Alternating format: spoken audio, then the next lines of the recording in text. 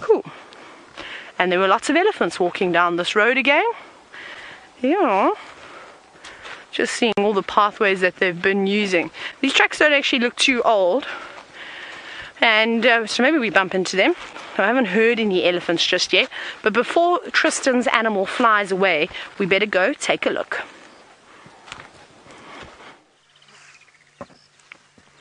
So we're right up in the northeastern part of Cheetah Plains, around Buffalo Pan, and we've got a beautiful Wahlberg's eagle that is just taking up a bit of the light. Now, these eagles are almost going to be leaving. It's not going to be much longer until they have gone. Just want to check something quickly though. It looks like a Wahlberg's. Just his crest is down at the moment, but I'm sure it is one. It's got that very long rectangular tail. And just surveying the beautiful landscape.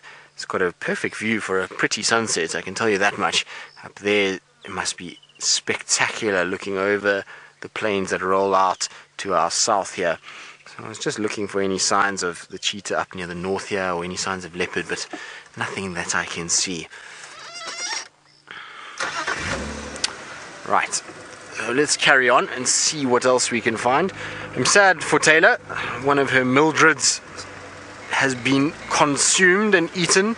It's not ideal, but luckily there are a fair number of Mildreds out there, so I think it will be fine. The general population will still be pretty strong. Now don't poop on my head, Wahlberg's eagle. That's it, well done. Safely negotiated the driving under, and I'm quite surprised it stayed perched on its branch. It hasn't actually moved, which is quite strange. Often you'll find that they will fly off once you approach underneath them. I'm just looking around at all the big fallen over trees that the cheetah brothers like to spend time marking on. There's a big fallen over tree just behind me there, and another one just to my left that they like to utilize for marking territory. So it's always good just to check on top of those. Sometimes that's where they are busy hiding or surveying their landscape. But I don't see any sign of them.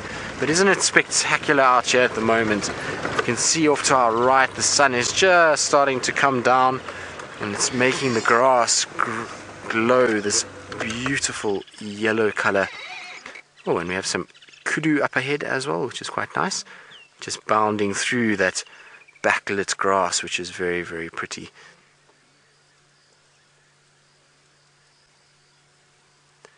You can see the grass itself is nice and highlighted by the sun. I'm going to go a little bit forward because the Kudu are just going to go behind a thicket, so if I just go a little bit forward we should catch them in the open. There we go, it should be better. So they're just walking across this beautiful open clearing. Just see them there. And a kudu is a great subject for backlight because of the hair all along the back and on that hump on the shoulders. They catch those sun's rays and they outline really, really nicely. That is a very, very pretty picture. Look at how that grass is glowing a yellow color. Very, very nice. And I can hear the ever-present monotonous larks at the moment. They're also calling away. They've been everywhere in the last few days and since we've had the rain, and it's quite typical of them. They like to follow the rain. I'll try to see if I can find one somewhere. I heard them calling, but they're quite far away from where we are now. Sorry, Mr. Crowned Lapwing.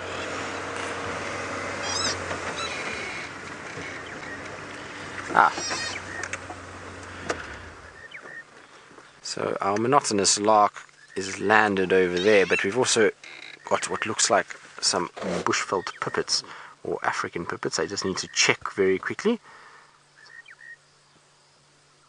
There's one that's just running along. Now that's the monotonous lark that's on top of the branch singing away as they do. They've been very, very vocal the last few weeks, as I was saying, since James found them the other day. So I just want to check on the pipit quickly just to make sure.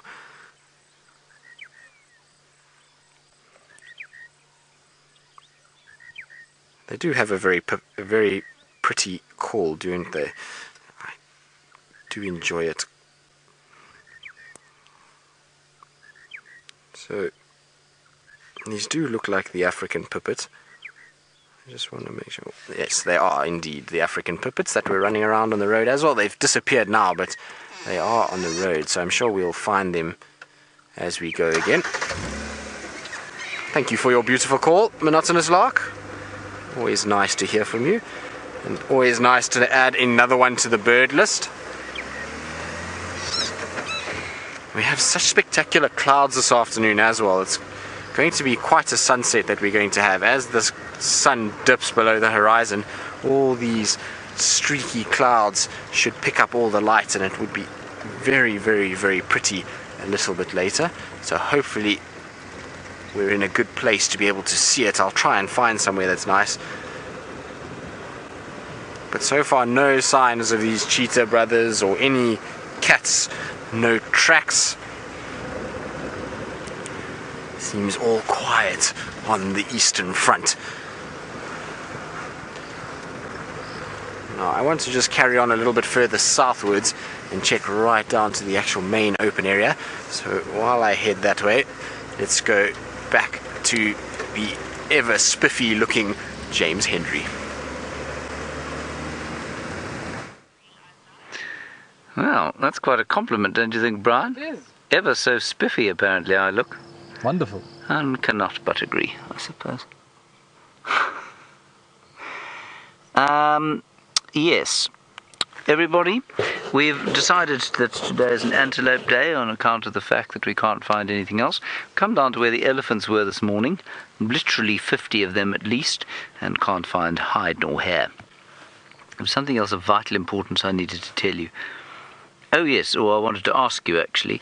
I've forgotten where that term "all quiet on the," it wasn't eastern but western front comes from. Do you remember, Brian? It's from the First War, but I don't know if it was a poem or a song or what it was. So if you could tell me, I'd be most appreciative as we look at the Impala in the fading afternoon light, and the one on the right, of course, having a wee-wee. There we go, very nice, thank you. And the other one eating much more regally in the sun and shaking its foot.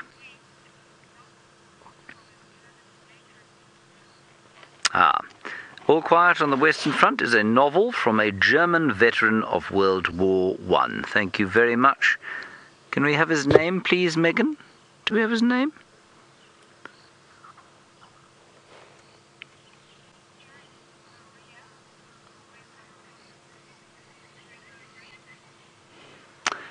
Eric, maybe spell the last word? Eric Maria Remerick. Eric Maria Remerick. Well, there we are then. Horrific time of humanity's history, and hopefully we will not have to repeat it. We've come, well, you know what, let's go to the top of Twin Dams and just see if we can't spot something over the other side. And then we are going to go to the hyena den, aren't we, Brian? We are. Because we like hyenas, don't we? Yes. Why do we say hyena, Brian? Do you remember? Hyena. Yes. Who was it? Yes, it was somebody. Was somebody saying hyena? It was with the extra H. It was Tara Dales. And it is now Rebecca Christensen. Hyena. Hyena.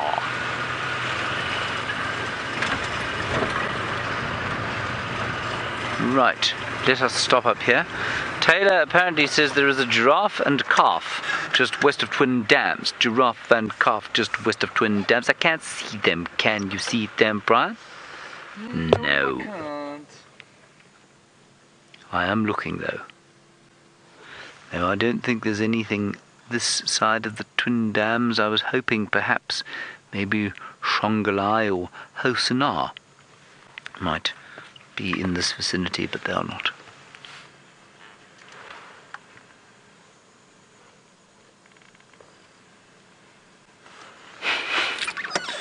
But there is a very pretty sunset going on behind that marula tree. Brian, I suspect you're going to miss that sort of scene. I will. As you look out of your flat window in London and see. I see a nice rose bush. You'll see a nice rose bush, yes. Oh, but it's winter, so not so much. No. You will not see a rose bush. There is a pin-tailed Whydah. Let's have a look at him. He set up a territory here. They are highly territorial, the pin-tailed Whydahs. He's on the top of that semi-tall tree there. Can you yeah, zoom in there. That tree you've got in the middle of the frame. There you go. Top left. Not anymore. No, it's not that tree. Sorry. Come back a bit. There, he's moving. You got him there. So not, in fact, anything like the tree I pointed at. There, the pin-tailed Whydah. Nasty parasite, and I've forgotten what it parasitizes, so I'm going to have a look. Ooh. Right. Where is quickly? Where is Tristan at the moment? Can we have information on where Tristan is? And please tell him there is a wild dog in. No, he's at Cheetah Plains. There's a wild dog that's just chased an Impala into Sydney's dam, and I know that Jigger won't have signal there. So if Tristan does have the chance to come back, then I think he should. Right, let's just check what this thing parasitizes. It is the common waxbill or the orange-breasted waxbill. Now, what's interesting, of course, is the orange-breasted waxbill you would find here. I don't think I've ever seen it here. Common waxbill also, I'm not sure I've ever seen it either. So clearly they do occur here, if the pin-tailed Whydah does.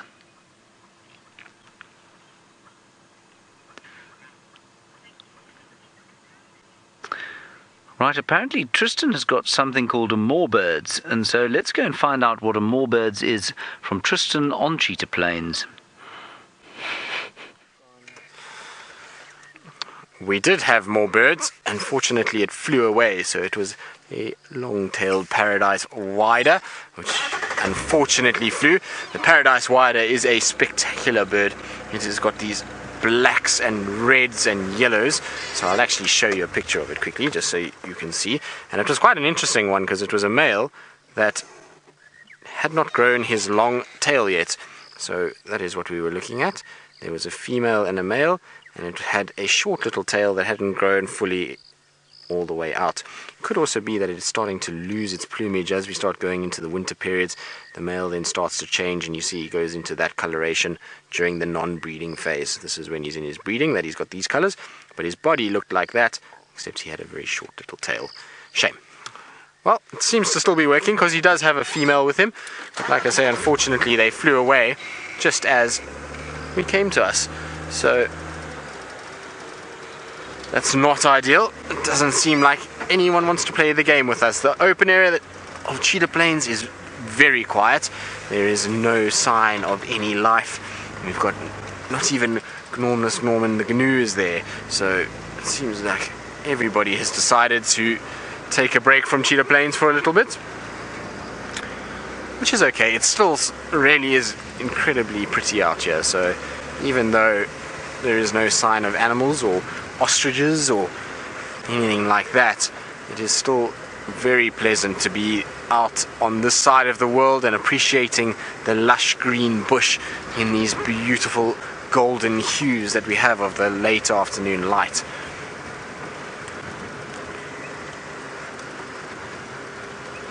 Now I'm just scanning around.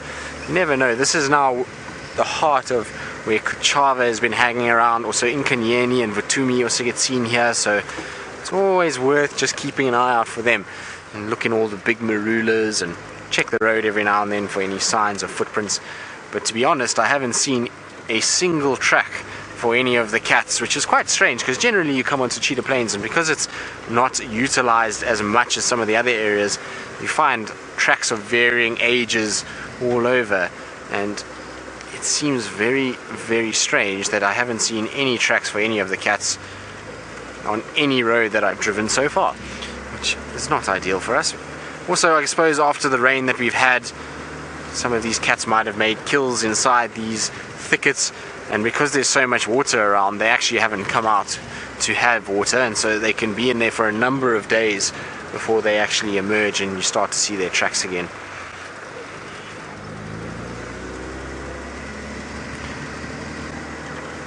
But the temperature this afternoon is also really nice. It's quite cool now. The sort of heat of the sun is gone.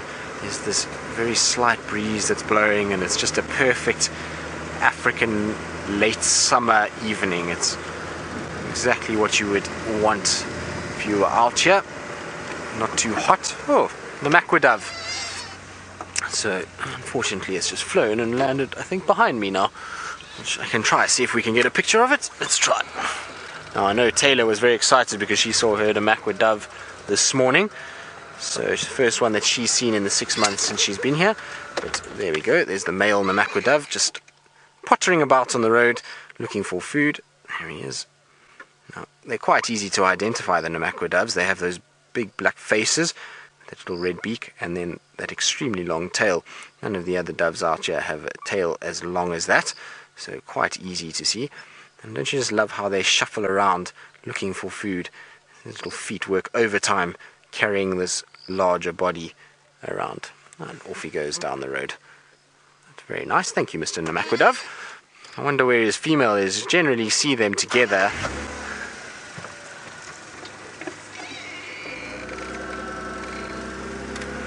So Costa is an interesting question because it depends what you define as animals. If you're talking about just mammals and you want to know which time of year is best for the most of variety, just mammals tends to probably be the winter months. And I say this because in winter all the grass tends to die back a little bit, it becomes a little thinner, and it's much easier for us to see. And so we see a lot of the shy reclusive animals, things like the serval or the pangolins, aardvarks, caracals, wildcats, white-tailed mongoose. A lot easier to see them in the winter months than it is now. Now the grass is so long, even with the spotlight when you go over at night, you can't really see them. Oh, sorry, you've got a little spider web there, that's I'm going to remove. So in winter you'll probably have a greater diversity of animals. Also, because of the lack of water, you tend to find a lot of animals coming to the same areas and trying to utilize those areas for food. Now, this is quite out the sun for you.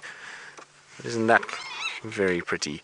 So in terms of just the animals, I would say winter. If you're talking about, or just the mammals, if we're talking about birds and insects and reptiles and the mammals, then the summer months you're going to have a far bigger variety, because what happens is we get the rains and that provides food for a multitude of different animals, and so a lot of birds and will migrate southwards from Europe or from Central Africa to come up into these regions to make use of all the insects that are around, or the food that is around.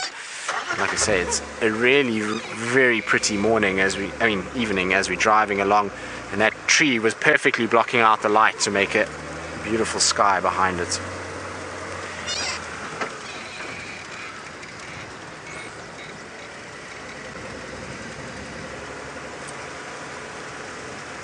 The other nice thing about driving here at the moment is because Cheetah Plains has had a little bit more rain, the smells are incredible. It's got this kind of moisture-filled smell in the air where you drive along and there's these little puddles next to the road and lots of fragrant herbaceous plants that sometimes you touch at the edge of the road, and you get these wonderful smells as we drive.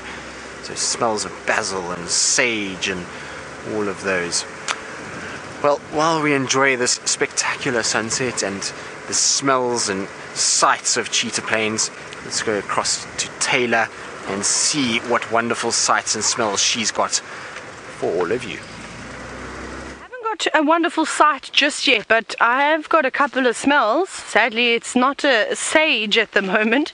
We've got the smell of elephant urine, which stings the nostrils a little bit. And they must have been moving around here today. There's plenty of signs that they were here, and they also looked like they were a bit upset at one point because they were running. Now, elephants don't get scared too easily, and they don't often head into a run. So we're not sure what may have startled them. Maybe a buffalo or a kudu came darting out of the bushes and gave them a bit of a fright. But yes, we haven't had much luck, and I'm sure you're wondering where on earth that giraffe has gone. Very unfortunately for us, there were quite a few different vehicles that were moving around in that giraffe sighting, so we couldn't go in there on foot and disturb them. So we just gave it a little bit of a skip, and perhaps we'll follow up on them another time. But come and have a look here. Look at these mud wallows. They're almost completely dried up now, and the elephants have been having a grand old time here. You can see splashing around, rubbing up quite a bit on this log, using it to scratch themselves. And this would be a great one because of the height, so they could put their legs over, give themselves a nice scratch in between the folds of skin. And I'm sure if we look carefully, we'll find lots and lots of ticks that got caught up in here and that are now dead. But the wood smells, and I don't know if you've ever smelled elephants before, and not an elephant, bull and mus, but the females, and well, just elephants in general, have got quite a strong stench to them, and you can pick it up quite prominently just on the wood here. Let's see what else we've got going on. See if anybody else has been walking around here. Some buffalo. Hello Rainbow, you are only 3 years old and you're asking such fantastic questions. You're wondering if the birdies eat the dirt. Sometimes they do, not always though. It sometimes looks like they're eating dirt, especially when they're picking up ants and termites, you may think so. And there's very few animals that will eat dirt. Sometimes elephants will eat dirt, zebras will eat dirt, and one of the reasons why animals eat the soil is it's called geophagy. Now that's a big word, geophagy, but what it means is that when animals eat soil or earth, and it's so that they can get different nutrients and minerals from that soil. So sometimes the leaves and the grasses that the animals are eating doesn't always have enough nutrients in it or minerals, so sodium, calcium, and they have to eat other things to try and get those nutrients. There were buffalo in here though. Look at all the buffalo tracks. Now, not really new. Oh, carefully, don't get stuck in the mud, otherwise we're going to have to dig Rowan out. But you can see they were also sinking in this mud, so I wouldn't want to go and stand in the middle. And remember I said, some of the bigger mud wallows end up becoming death traps because the buffalo on a very hot day will be desperate to try and cool themselves down, and they'll walk into something like this, get themselves too deep, and eventually bog themselves down to their bellies, and then there's nothing that can happen. And exactly like what happened to those buffalo at Arathusa Dam. You remember last year there were 2 Duggar boys that died in that dam from those exact reasons. Right now we've got to try and get out of here without getting stuck like a buffalo. Now I'm wondering if we're going to catch up to these elephants, because it wasn't too long ago that they were here. But we've also got to get a move on. We've got to make sure that we don't slow down too much. We're going to have to start marching a little bit, because I can just see, and you saw the sunset with Tristan, is that the sun is now going down, and that's not good for us on the walk. So we're going to keep marching a little bit to try and make it safely back to quarantine. And speaking of the sunset, Tristan was talking about it, I was chatting about it, and James seems to have the best view. Oops. We have a stunning, stunning view there of the sun and the clouds and all things to do with it. Is that not just the most magnificent thing you've seen all day long? And if it isn't, well, I'd like you to tell me what else you've seen that is more magnificent than the African sunset, which is going down, isn't it, Brian? Yes. That is just wonderful. From the clouds above it to the mountains below being sort of bathed in gold, if you like. Little redback shrike calling next to us. And we're not too far from Sydney's dam now. I'm not sure what's going on there at the moment, but I just saw this and I thought, this is too good not to share with everybody. And so here we are, sharing it. Isn't that kind of us, Brian? It is. So nice of us. So generous. We are generous beyond measure, I feel. And also a giant idiot.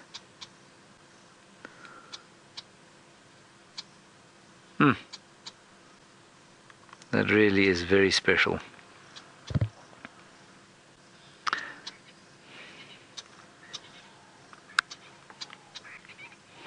something about afternoons like this that make you feel all is right with the world. Well, you know what, that's not true.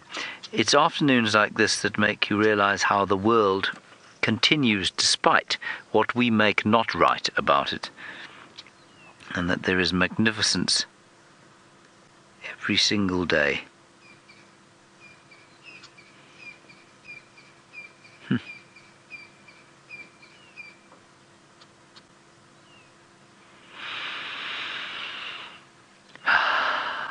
There's a smell. I haven't described the smell for some time, so while you look at the sun, I'll just tell you that it smells like... Many of you, of course, have watered your gardens, and you will know what a freshly watered garden smells like. It smells like that a bit, because there is so much water in the soil. There's a smell of life because there's little touch. Every piece of pollen that comes off the grasses and the wild flowers has got a very slight scent to it that sort of touches different pockets of the air with different smells. Sweet. And it just smells like verdancy. I'm not sure that verdancy can have a smell, but it smells, it just smells like life out here. Intermixed with a bit of elephant dung, of course, now and then.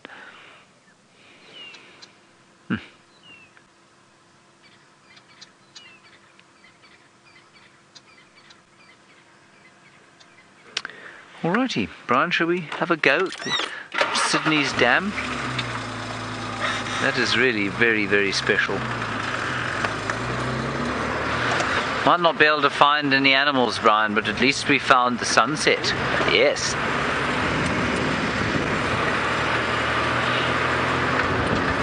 Right, we're not too far from Sydney's dam. I'm not going to stop at anything. And while we do that, Tristan apparently would also like to show you that sinking golden orb.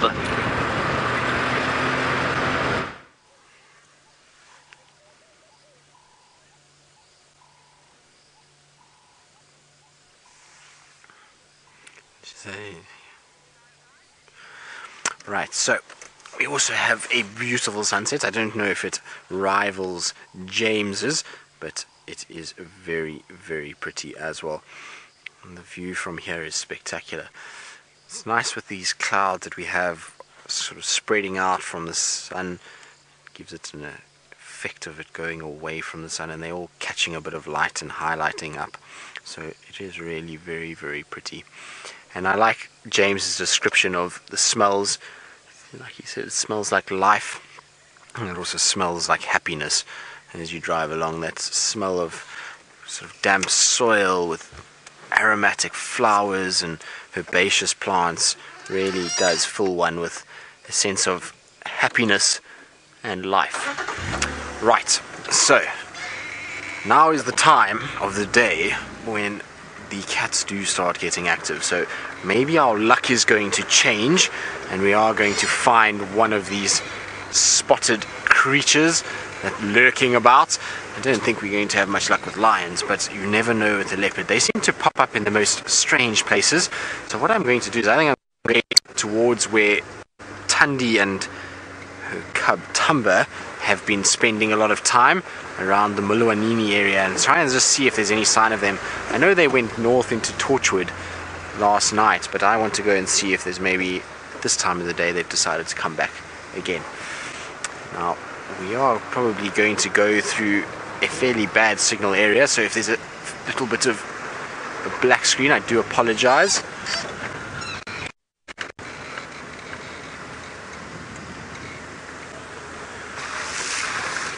It's amazing to see that there's still actually water on the roads after a week of sunshine. There's still water on the roads, and it's still very damp this side. Djuma is a little bit different. Djuma tends to have quite dry roads at this stage. Now, through this little bit, see what. Oh, I don't know. We've looked. Hello everybody, we're back again. Herbie was just chatting to me for a moment, just deciding what our plan is over here, because we've been seeing a lot of buffalo tracks We were just talking about good vantage points, and that's something to always keep in mind when you are on a walk. And you sort of, once you start walking in the area more often, you then sort of get accustomed to your surroundings, and you remember where certain landmarks are. So big trees, big fallen over trees, massive termite mounds, those types of things. But because we don't always walk in some of these areas, it's always good every now and then when you pick up something, tracks of an elephant, of a breeding herd, or of course buffalo, to just make sure that you know exactly if something does go wrong what your next move is. It's very, very important to have these little escape routes, because sometimes you get areas where there's just, you've got nowhere to go. It's just grassland, a couple of very small trees that are not going to help you get away from an animal, especially going into a drainage system, which we are heading to. And it is still quite warm. It's actually one of the warmer nights we've had. Maybe it's just because we've been walking. And oh, right, enough about me. I didn't quite hear what Megan said James had, but it sounds very exciting. Let's go and take a look. Well, we're sitting here, it is very exciting, of course, with a wild dog at Sydney's Dam. Very long-range view. Couple of Buffelshoek vehicles in the sighting.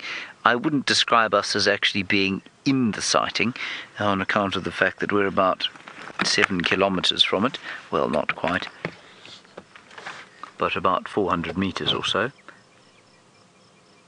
And I'm just looking in the... Oh, I can see the Impala. Can you see the Impala there, Brian? It's just behind the first tree. If you scan across the dam, you can see the Impala that is stuck in the water there. Now, these dogs are patient, although it was, I think it was Andrew and I, it wasn't you and me, Brian, or was it you and me, who waited out until the darkness. It was a Nyala in Buffelshoek Dam. That's right, and we waited until it was pitch black dark, and eventually the dogs gave up and moved away, and it was cold, wasn't it? It was winter, I think, and the Nyala got out and survived. So if that Impala can just relax in there, hold on until it's dark, the dog will move away.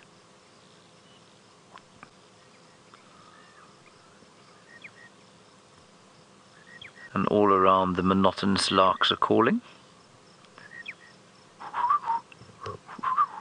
Now apparently there were sort of 5 or 6 dogs, I think, probably even more. But the rest of them have probably dispersed off to eat something.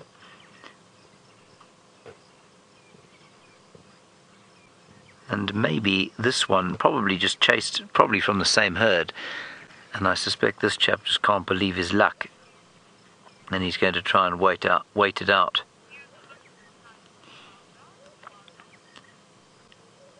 And it is very special, of course, to see these animals, because they are so very rare.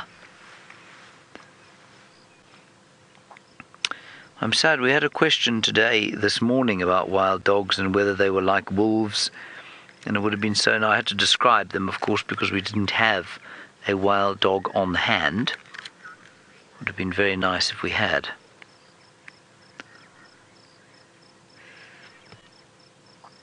The only thing that's going to... There are 2 things that will pull this dog away from the water here. And the first is if the rest of the pack started making noise and on the back end of them catching something else. And the other is the darkness. Because eventually the dog will try and find the rest of its pack. And Bob, you were wondering if it's normal for it to be out on its own. Well, of course, they're out all the time. It's not that normal for it to be hunting here on its own.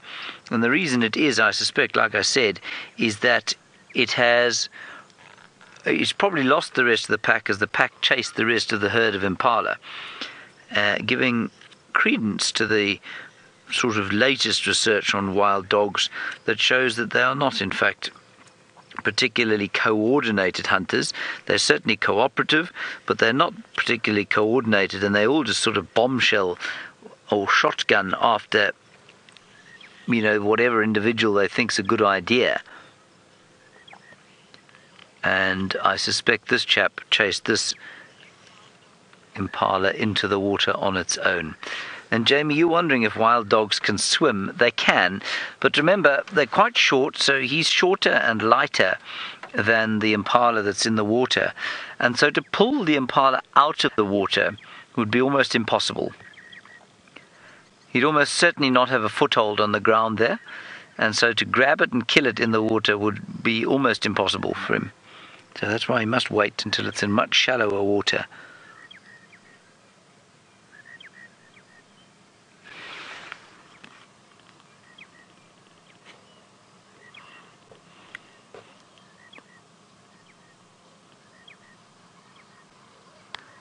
I must say these monotonous larks are truly monotonous. Undaunted in the water, of course, or by the water, is the oxpecker that is sitting on the back of the impala's back. Can you see that?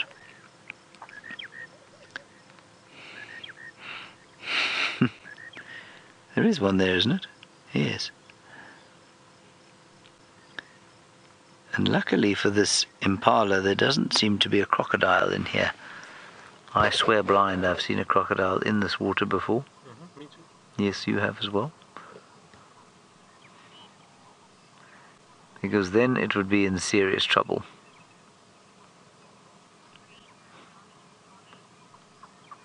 I'm afraid I missed that one, Megan. I just got bre bre down in Impala. Oh, Charlie, you're wondering if a lone dog would be able to bring down an impala. Charlie, yes. Absolutely, and lone dogs do bring down impala from time to time. It's much more difficult. Quickly, Brian, on the road in front of us, there's a courtship display going on. Look at this.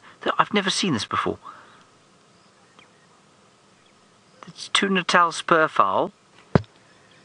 Look at him. He's much bigger than she is, and he keeps opening his wings out and doing a little pirouette. Don't stop now, come on. We will keep an eye on the dogs.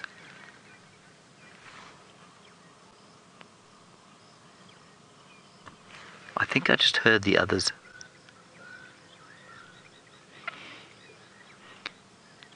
Oh, there they are. Brian, they're there. Oh no, it's the same one, sorry. I'm talking rubbish. Same one. I thought I heard the others calling it. Whoop, whoop, whoop. Brent does that very well. Whoop.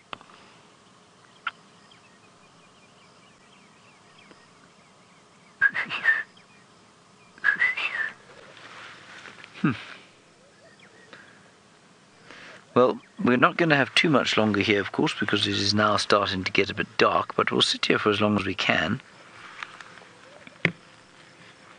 Very nice way to sort of finish our drive, I guess.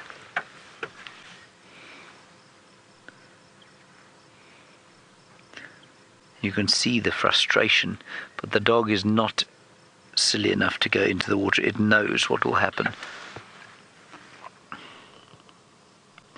The impala also obviously quite wily, not moving an inch.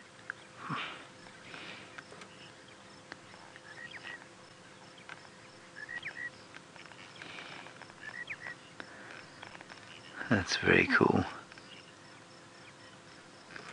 And just you can see the bubbles coming out of the water. I suspect quite a few catfish now hatched from the wherever they were, you know, under the mud, or the eggs perhaps hatched.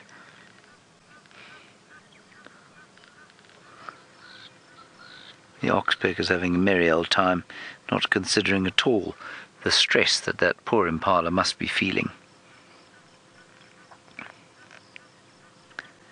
Now, I don't know who this individual is or which pack it belongs to, because there were some strange reports or difficult reports, differing reports as to which pack was seen earlier on.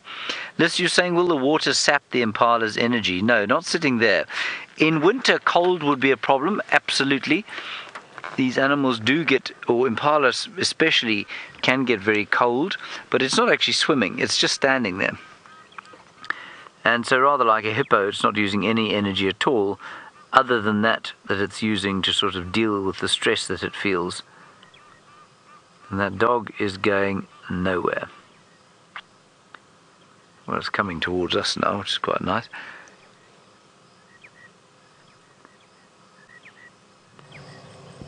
But it will be so aware of the impala. And likewise, the impala has moved slightly towards the side. I'll tell you what, it'd be very interesting to know now if it made a run for it, if it gapped it. No, it wouldn't make it. If it moved gently to the side.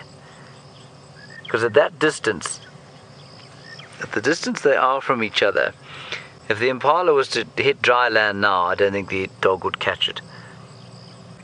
I think it would quite successfully get away. If I was that impala, I'd be edging slowly towards the edge of the dam.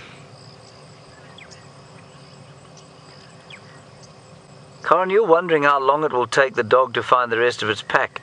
Corin, it really does depend on where the rest of the pack is. It's getting dark now. If the rest of the pack is killed somewhere far from here, then it's quite possible. It's quite possible that the dog will spend the night on its own and then hook up with them tomorrow. But I suspect eventually it will start to call. Once it gets dark and it's given up on waiting for the impala, it will start to call. You see, the impala's not paying attention. Every time that dog turned its head, I would be moving. Like now, the dog's running away slightly. I would be scuttling off to the left-hand side. I wonder if the dog hasn't given up.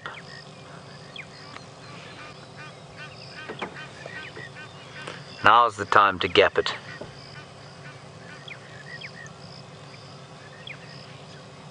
Definitely, I think this dog's given up.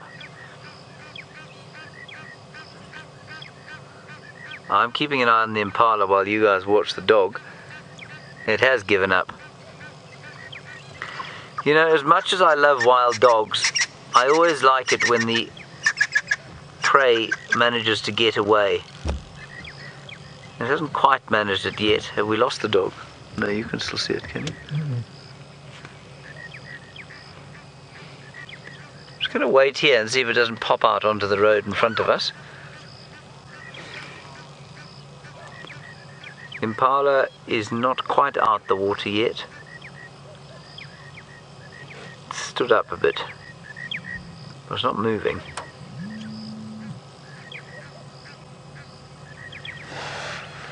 Oh, I think that's it. I think the dog's gone off. Katie, what a wonderful question from you in light of what we saw from the drone for the duration of our TV show. And Katie, the thing that the wild dogs caught the most of during those 8 weeks, because although we had them only once on the show, we watched them a few times during those 8 weeks, scrub hares. They eat hundreds of scrub hares. They flush them all the time, they devour them in seconds, and so often we don't even know about it. I'm sure this dog's in here somewhere. Let's just have one last look at the impala, which is still in the water. It's got brain freeze, I think. Alright, let's move back a bit and see if we can't spot whether the dog is going to cross this cut line coming maybe into Djuma. If we do lose signal, Megan, we may well lose signal if we move too much here. I think we were quite lucky to have it where we are.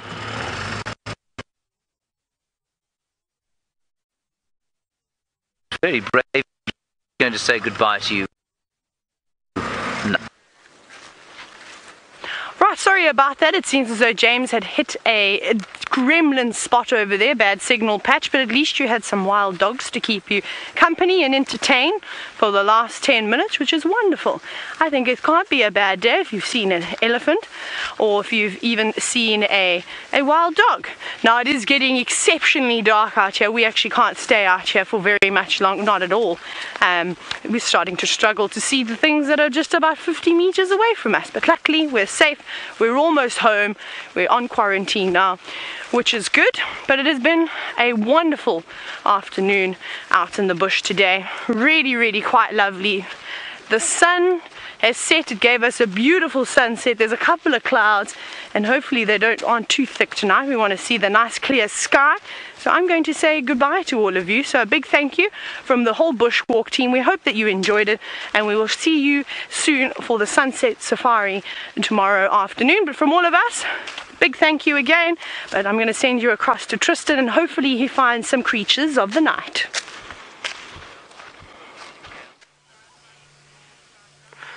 Indeed we have. So we've come to the hyena den just to see if there was any sign of Ribbon in the last rays of light, and there she's lying with her two little cubs, who are in pretty much the same position as they were this morning with James. Seems like they are loving feeding off mom still, and so they're lying there and probably getting their last feed entrance, and there's no sign of the little ones. So this is my first time that I'm actually seeing the little ones, and aren't they so cute?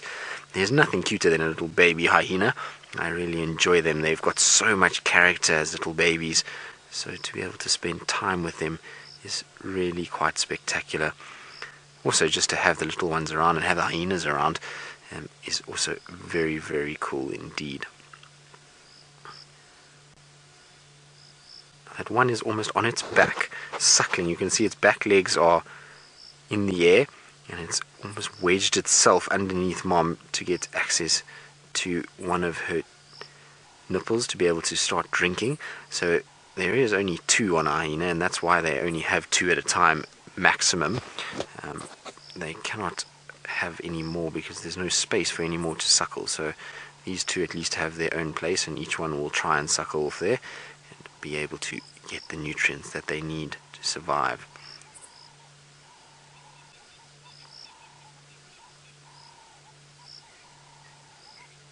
It's just such a special time of the day. Like I say, the light is just starting to fade. These little ones are busy feeding. There's some beautiful sounds that are coming out of the bush. There's some scops owls that are starting to call, pill-spotted owlets in the background. The doves are calling their last call, as well the Cape turtle dove. So it is really quite pleasant just to sit quietly and listen to what's going on.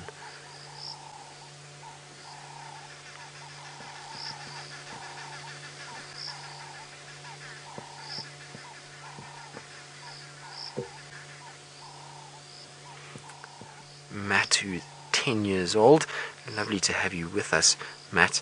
You're wondering how fast these hyenas run. Well, Matt, they don't run very fast. Because of their size and their bulk, they tend to be a little bit slower than what the cats are. So an adult hyena will be able to run at about 60-65 kilometers per hour. So in miles, that would be...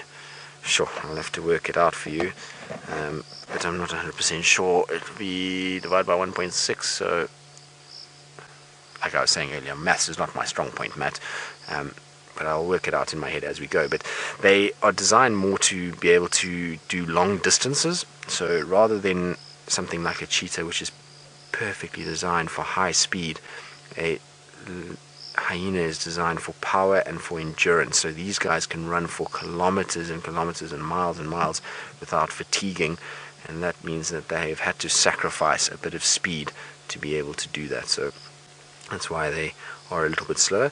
So like I say, about 60-65 kilometers an hour, which would be about, I would say, 35 miles an hour, somewhere there.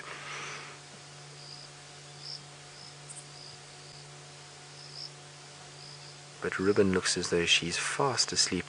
Her breathing is very slow and quite sort of deep. And the only reason you'll see the tail flicking every now and then in the ears is because of the amount of flies that we have at the moment. They've been particularly bad today, and driving towards the den was quite challenging. I've been hit by a number of beetles in the face and flies in the face as we were going, to kind of squint through our eyes as we were trying to get here to see if we could get them before it got too dark. So I can feel her pain, and that's why she's so active with the tail at the moment.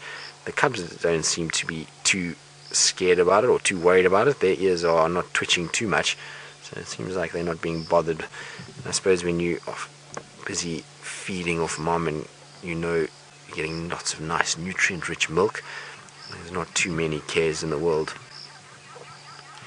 Now what surprised me is that every time we've been here, it's only ever been Ribbon and these cubs. So, and it's interesting to see that there's no others that have joined. I would have thought that some of the others might have come through and just been curious as to what's going on, and we keep seeing tracks for them moving around this area, so it's strange that we haven't found more than this hyena here at the den. Now Deborah, you noticed the spots on Ribbon and you're wondering why the little ones don't have the spots the same as the mother does.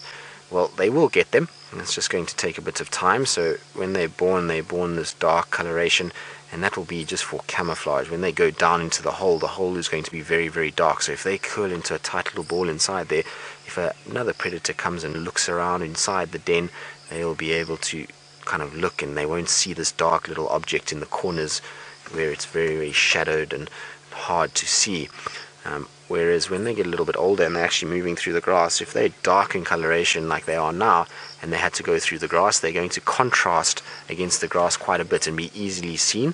And so it's better for them to have that spotted coat. It just helps them break up the outline, much like what you would see with a leopard or a cheetah, and allows them to camouflage a little better.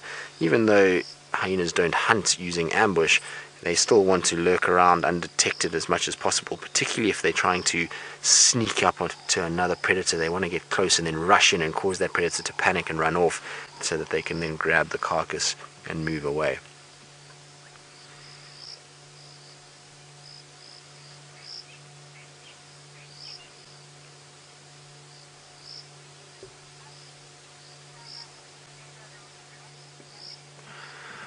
Bobby, well, unfortunately in the hyena society, for the females, no, the fathers are never around to help too much. They do help, I suppose, in that they are part of the clan system, so they will help with robbing of food from other predators or hunting of food that will then ultimately lead to nutrition for the young ones, but they don't actively spend time at the dens protecting the young ones or sort of nurturing them or grooming them or looking after them in any way. The female does all of that. She makes sure that these little babies are in good condition and that they are fed and healthy and protected. The male just does the job of actually protecting the area and making sure no other hyenas are around. And if another predator had to come here and this female started fighting with that other predator, the noise of what she was making would have attracted the rest of the clan members, and both male and female from the clan will run in to help this particular female and make sure that she gets the necessary protection that she needs. Ultimately, even if she's a low-ranking female, now Ribbon I think is midway in the hyena structure in this particular clan, even if she's slightly lower, ultimately she still forms part of the clan and she still helps with the defending of the area and providing of food. So, you know, the clans want to be as strong as possible and they want as many as they can in their clan, so they will defend everyone as much as possible. So I'm going to try just move a little bit forward so that we can maybe see Ribbon's face. It is starting to get quite dark, so we're not going to be able to spend too much longer here. We don't want to be at the den during the really dark periods. We don't want to attract any attention with our lights and make any other predator come here and investigate what's going on. So I think probably within the next sort of 5 or 10 minutes we're going to have to leave Ribbon and her little ones to themselves.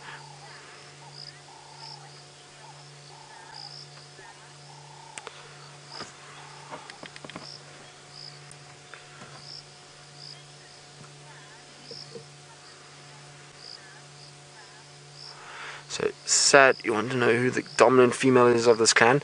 Well, as far as I know, it's a hyena by the name of Madam. Tad, not Sad. Well, I'm sorry that I said your name wrong. Tad, the dominant female is a female by the name of Madam. I actually don't think I've seen her yet. I'm trying to learn all of these hyenas. I used to see a different clan to the west of Djuma in Simambili and Elephant Plains. So I'm trying to get to recognize all the new hyenas that we see here. But as far as I know, Madam is the matriarch of this clan and the leader of this group of hyenas. And I'm quite looking forward to seeing her. She sounds like she's quite a big girl. And some of the hyenas that we saw in the western side of that, where the matriarchs were massive hyenas, so it would be nice to see her and see how she compares relative to the others. Okay, well, I think unfortunately it's gotten a little bit dark now, and like I said, I don't want to spend too much time here in the dark. I don't want to attract any attention to this little den site, so I think we're going to make our way out. But wasn't it great just to get a little glimpse of the little ones as they're feeding? So while we make our way out and go in search of other things, let's go back to James and see what his update is on the wild dog Impala saga. We are up to looking at elephants, aren't we, Brian? Kind of. What do you mean, kind of? Look at it, we can see its tooth. Otherwise, it is fairly well hidden by the dimming of the day. Have we had enough of that elephant sighting? Okay. We're heading towards Buffelshoek Dam to see if we can't find a leopard lying on the dam wall. Oh, I must just tell you that Lex Hess, of whom we have spoken many times, a doyen of the guiding industry, if it may be described as an industry, is driving out of... Ooh, that one's a bit bigger. I'll just talk a bit more quietly here. We're not going to shine a light on the elephant, but talking of leopards that used to hang around at Buffelshoek Dam, Mvula was one of those. And for those of you who don't know, Mvula, a roughly 13-year-old male leopard who we used to see very regularly. We haven't seen for a long time, but apparently he's in very good condition and set up residence north of Sydney's dam where we were today.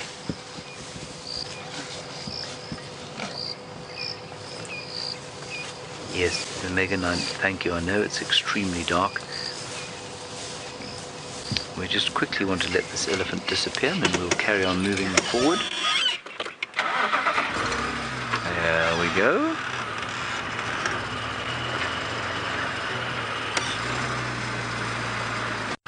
Right, and we'll put those lights back on.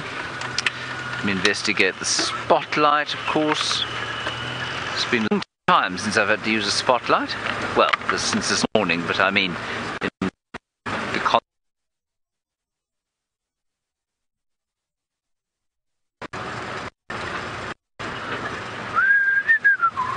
Why am I whistling? I've never whistled before. Let's see what's going on here. Oh, we're going to quickly go across to Tristan. Well, we just don't have...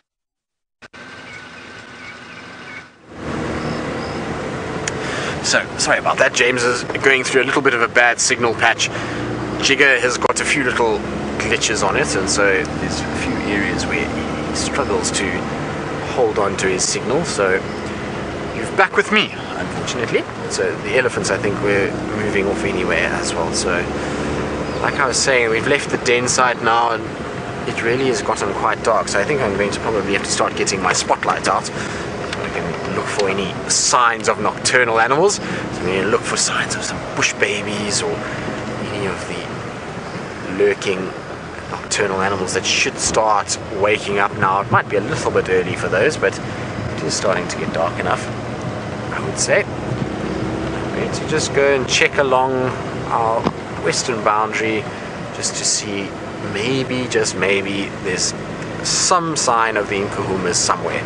Now, they've been very elusive over the last few weeks. They've been spending most of their time up on Simbambili, and I think that's because of the Torchwood Pride, which has started to be seen quite regularly in Buffelshoek and Torchwood itself.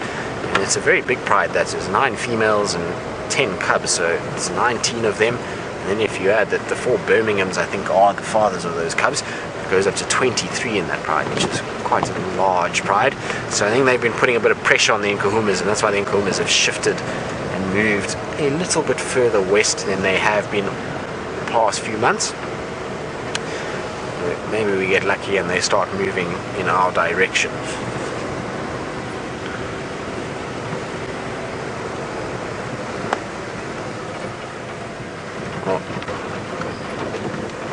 I know James went over to Arathusa as well to go and look around for them and for any signs of shadow.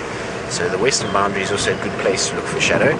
She has been up and down that area over the last few days. I've seen her tracks quite a bit, so we'll also be looking out for her as we go that way.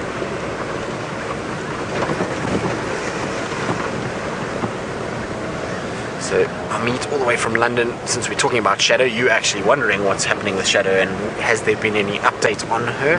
Well, Amit, I know that nobody's really seen her, so she hasn't been seen for a while, but her tracks, as well as the tracks of the young ones, I've actually seen now twice this week, or weekend should I say. I saw them yesterday afternoon, her tracks with the two little ones, moving towards where James was at the start of drive around Red Dam area, and a few days before that I actually saw them going towards that from another area. So the cubs seem to be alive and well. It looked like a set of two tracks and her, so I would imagine that the cubs are okay, and that's good news. Obviously with Shadow, she can be a little bit elusive, so it's just a matter of time. If we can just find where she's actually hiding them and storing them, then we can start spending a little bit of time, because they've actually opened up that sighting now and they're allowing us to go and actively look for her den site, which is great news. It means that we can actually start to try and see if we can find her with her little ones.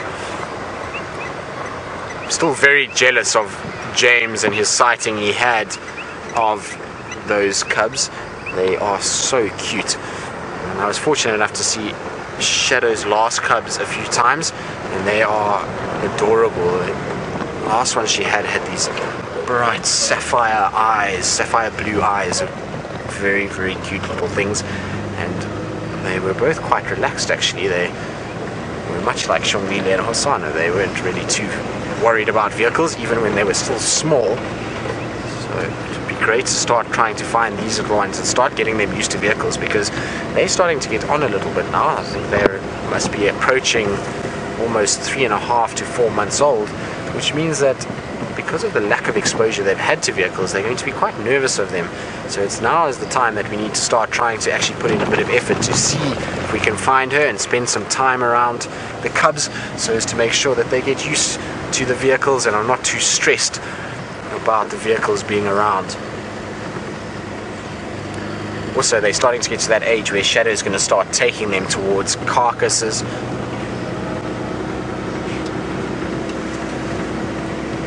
Megan, not me, are inquiring about the Torchwood Pride, and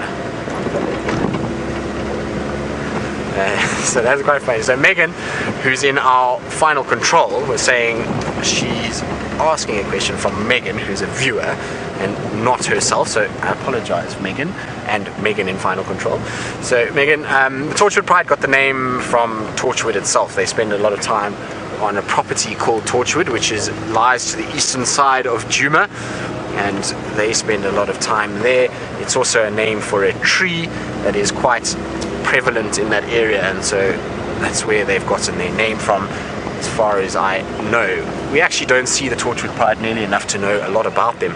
They spend most of their time inside the Kruger National Park in Manyeleti, and they kind of do these things where they flitter in for a few months and then out again. We don't see them for weeks on end, so I don't know too much as to why they were named it, but I would imagine it's because of the area known as Torchwood, where they are seen fairly regularly.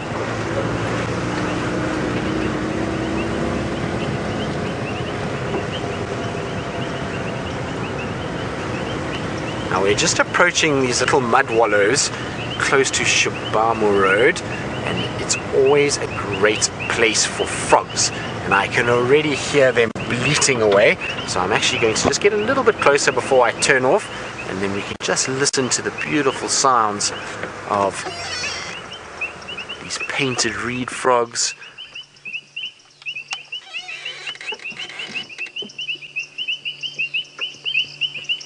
Isn't that spectacular?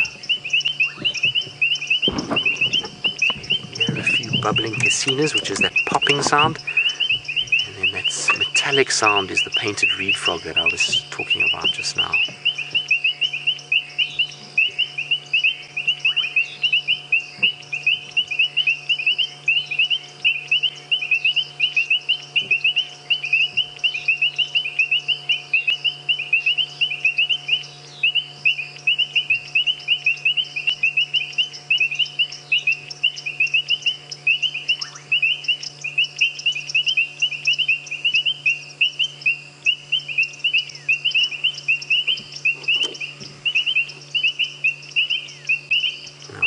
spectacular. So nice just to sit and listen to the sounds of the frogs in the enveloping darkness.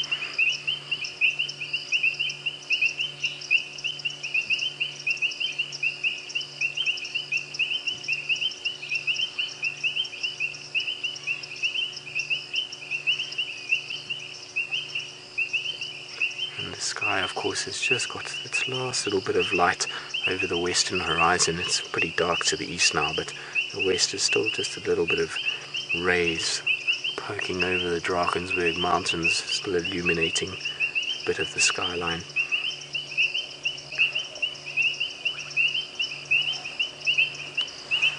Now the frogs that I was talking about, I'm going to show you exactly which ones they were, so you can know, like I was talking about, they are different species, and the metallic sounding frog that we're hearing the most is a beautiful painted reed frog.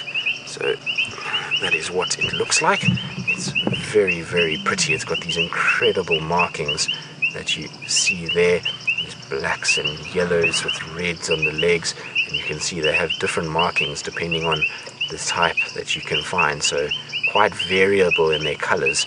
Sometimes they have spots, and there's the drab brown ones. So those are one of my favorite frogs.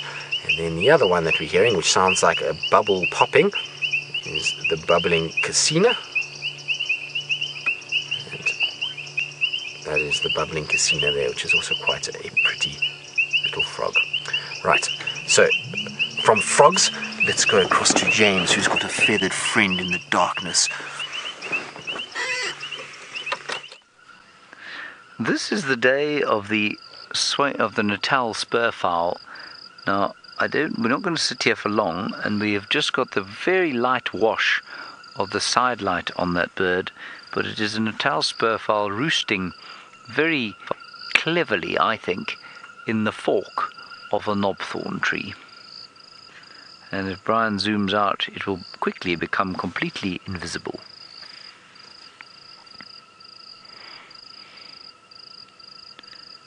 How cool is that?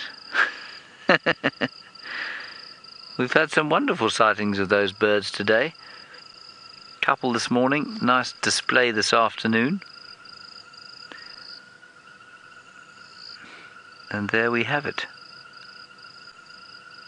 Oh, so tired. Just going to go to sleep now, Brian. Alright, let's move on.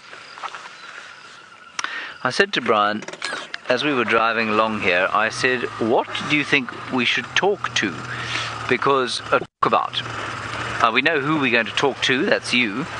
But I bet Tristan has covered, well, we could see bush babies or genets or civets, etc. And Brian said, let us talk about insects that hit us in the face. And I said that was a good idea. And then also, let's talk about the lack of chameleons that are around to eat the insects. I have seen one chameleon this season. Brian, how many have you seen? And that was with you? I've seen two. Two? No, three. Three, the whole summer? Yep. Which is just a very poor return, really. We do spend a lot of time out here. So I don't know where they've all gone. I suspect, like everything else, their balance has been slightly upset by the drought that we had, that is now palpably over.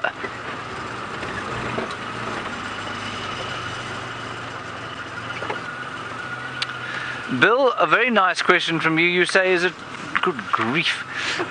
There are holes all over the place. You say, is it true that insects kill more people than mammals do? Well, if you consider the Anopheles mosquito, which is the host or one of the hosts of the malaria parasite, then yes, many, many more.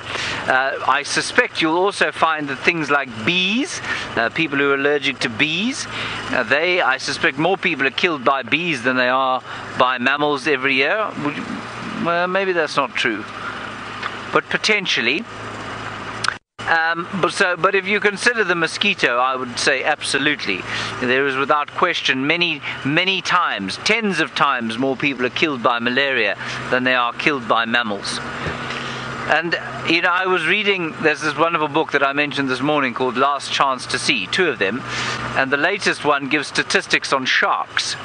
Now, most people are terrified, or many people are terrified of swimming in the sea because of the dangers of sharks. An average of 5 people are killed by sharks on a yearly basis. That's around the world, 5 people. And then you get wonderful other statistics about other things that kill people. The number of people who die choking, the number of people who die falling out of their beds, the number of people killed by cows, something in the region of 20,000 a year are killed by cows. So cows far more dangerous than sharks. And likewise, the same would go for many of the African mammals that we have out here. I suspect buffalo probably kill about the same number of people as sharks do. Elephants probably about the same. Hippo maybe a few more. But certainly nothing like the number that we kill. And the most amazing statistic in this book was, of course, that sharks kill 5 of us every year. We kill over 1 million sharks every single year. More than 1 million sharks are killed by the greed and absolute idiocy of humanity. Isn't that sad?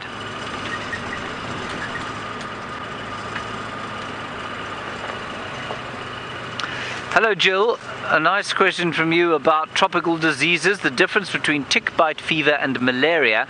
Malaria, Jill, is caused by a parasite called Plasmodium that lives inside mosquitoes and human beings. So it's in mosquitoes, not ticks. Tick bite fever is a bacteria, if I'm not mistaken, or bacterium, or is caused by a bacterium. There is a bronze-winged courser on the road. It's flown away, has it? A bacterium that is harbored in ticks out here. The one substantially less serious than the other. So if you get tick bite fever, you just take a few, I think it's doxycyclines or tetracyclines, one of those antibiotics, and you'll be fine after a few days. Sometimes you don't even need to take anything for it, unless it's really bad, you have to. But malaria, of course, is a real killer around Africa if you cannot get to medical help soon enough. It's not difficult to cure if you can, especially with modern medicine. There is the bronze-winged courser. And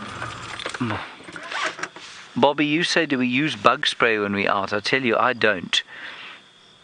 And I don't because, you know, if something is radical enough to kill a tick, so it's DDT or whatever it is, it's not going to be good for you. It's not going to be good for your skin. And although nobody has done extensive testing on it, I'm just not prepared to put that stuff on my skin. And out here, you can get away with not doing it. You can also apparently use tea tree oil mixed with what was the other thing that is supposed to be mixed? Citronella. And that apparently is quite effective at getting rid of ticks and stopping them biting you. So that sort of thing you could use. But I am very careful of using bug sprays because I'm just not sure. You know, somebody said to me once, if it kills a tick, if it's able to kill a tick and a mosquito and a fly, like insect repellent, for example, at least insect spray, that you put in the air, you don't want to be breathing that in, because if it's harming another living organism. So I don't use it. Brian, you use it when you walk? No, not really. You wear long pants quite often. All those long gaiters, yeah.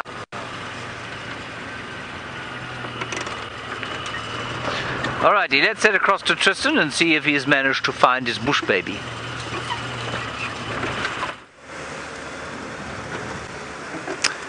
So here we have in the road another bronze-winged courser.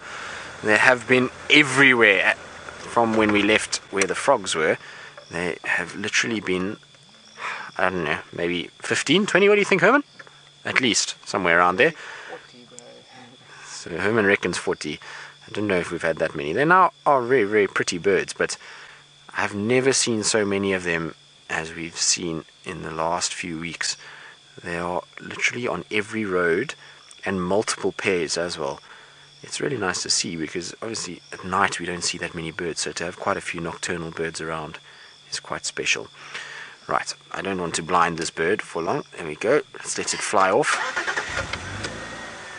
Also, the problem with sitting still at the moment, holding a spotlight, is the amount of insects that are flocking towards it. Getting my dinner before I actually get back to camp at this rate. I think I've swallowed a number of insects already. I saw Tayla this morning had her little episode with a fly. She was telling me about it and how the fly got into her mouth and she was coughing and spluttering trying to get rid of it, and she was telling me it was one of those big nasty blue bottles, which are those really big flies, and they are not something you would want in your mouth. They are on every little bad thing that is in the bush. So if it is rotten meat, they are there. They are on feces of a number of predators, so in your mouth is not the place that you want it.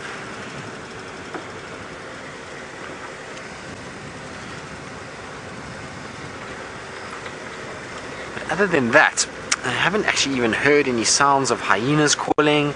There's been no sounds for any alarm calls, so it sounds all a little bit quiet at this stage. I was hoping that maybe we would get some luck as the darkness arrived, but alas, we haven't. I suppose we've still had a fairly pleasant afternoon. Oh, sorry, black-bellied bustard. I don't want to blind you. There was a black-bellied bustard on the edge of the road there. It was all tucked up sleeping until we came round. But we have had a good day, actually. We've had the wild dogs and chasing the Impala, which is a very cool sighting.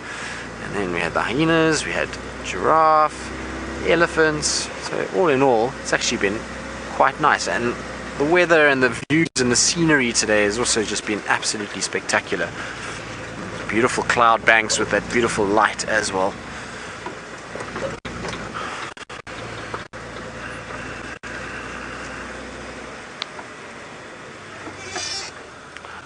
There's a vehicle up ahead here, so we're going to take a different route to what they are on.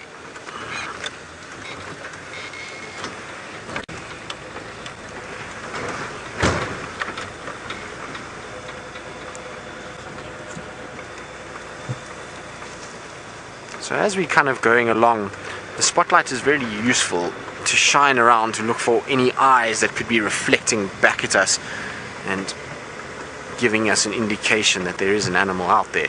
And in the area that we're in currently, there's a lot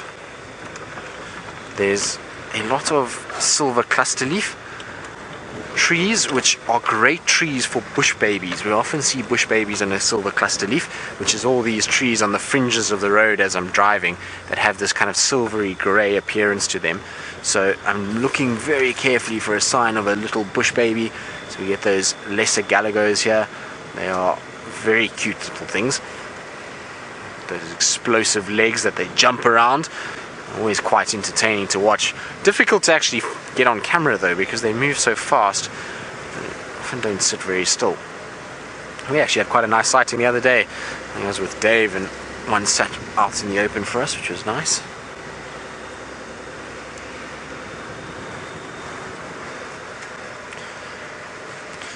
And I believe you were chatting about insects and which one kills more than animals, and James was saying malaria by a long way. I would actually think that malaria is probably more than all of the other mammals combined, particularly.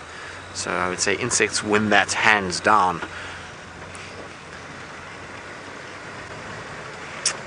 Right, so talking of the man himself, Mr. Hendry, let's go back across to him and see what he's gotten up to in the last little bit.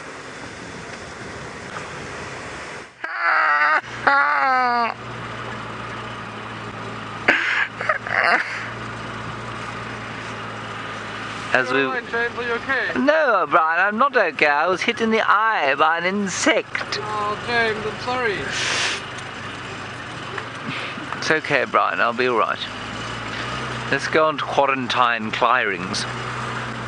I must just remind you all that we will not be having a sunrise safari tomorrow on account of the fact that our night has just begun. We'll be going out almost as soon as we get home with new cameras to check out what's going on in the darkness with special night vision cameras. And so, because of the fact that we will be awake for so very long for the rest of today, we will not be awake tomorrow morning for a sunrise safari. That's going to be tomorrow and the next day. If another insect hits me in the same eye, I'm going to be very cross. I nearly said I'm going to kill it, but of course that would be silly because I won't be able to find it, will I, Brian? No. Well, you will. It'll be in your eye. Yes, it will be in my eye. Swimming, kicking and exuding some kind of vile acid that burns it.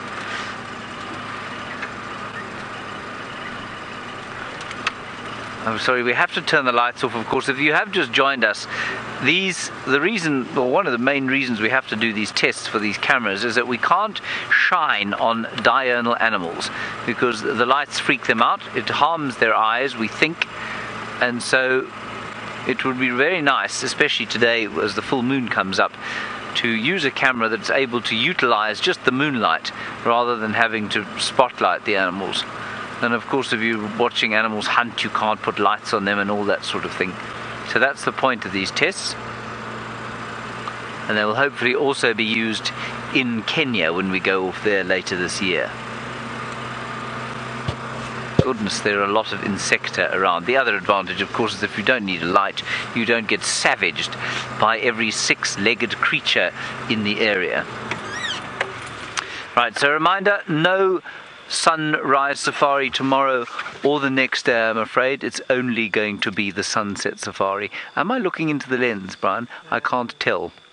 Yes. Yes, I am. Good. Okay, thank you everybody for coming on our drive today. It was rather wonderful, I think, at the end there. Wild dogs, spectacular stuff. And a big thank you to you, Brian, for your efforts. I think I can see you in the back there. A big thank you to Megan May, Admiral Nelson in the final control. She did a sterling job. We will see you all, of course, tomorrow. No, we won't. Yes, tomorrow at 4 o'clock in the afternoon. So until then, stay safe and happy wherever you are. I hope you have a wonderful evening.